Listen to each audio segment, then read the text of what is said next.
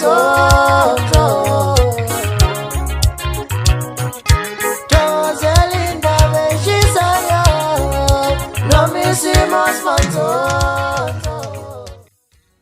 Ungithatha kancane njengeshebe ebledini.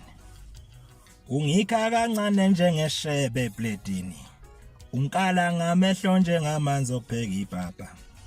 Awungiboni impela uyangikhanyisa. Ngiyabona wena ungizwa ngendaba njengomshado kayihlo omkhulu. Wawungiyekeleni imhla sidiba nemlazi. Nasemkungundlovu wancisha amehlo. Kusho mina udubula. Phakela umthakathi imfoko ndabandaba. Suka, come la. Nakho namhlanje ngihamba ngengena sunroof namhlanje uyalazi udabu ujwayele ukuhlala la ku sunroof wena. Mina namhlanje ngihamba ngeplane kodwa ihlala la, bambe la. Jwayeleke ukuthi uhlale la wena. Phakela umthakathi. Uphila ngimuphi unongoma webhuti? Uphila ngimuphi unongoma? Umyalezo wakho ufikile kimi? Incwadi kade ungibhalele yona ifikile kimi? Uphila ngimuphi unongoma wena wedwa? Uqonde ukuthi njengoba singabaka nongoma nje siwumtsinsi okuyimilela kaNongoma nje ekhasi lokusagcina ngo2020 ngoba uthwena amanzi angena e2021 ekhaya. Uphila ngimuphi unongoma wena wedwa?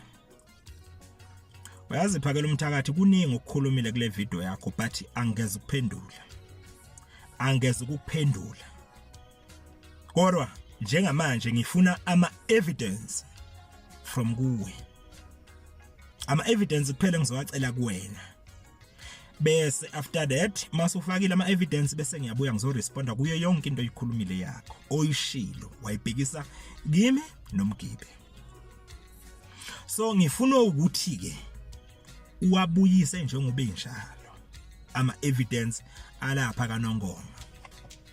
Abahola abanje ngawe ibona labe singabathandi indabandaba ngoba ibona abafihla ihlazo makuyihlazo nje umuntu mawukuthi wamvotela wambeka lapha la kakhona kumele ungamfihleli lutho lo muntu. So wena ni uyila abahola singabafuna abakwazi ukufihla ngisho into ibheda beyifihle bethi hayi yasekhaya mina ngikwazi ukufihla nonsense kimi nonsense nje angisoze ngafihla leyo nto leyo. Njengoba abantu balapha nangoma besafara kangaka nje bese kuthiwa kumele ngifihle leyo nto leyo. Angathandi ukwanda kakhulu njengamanje ake ngizela.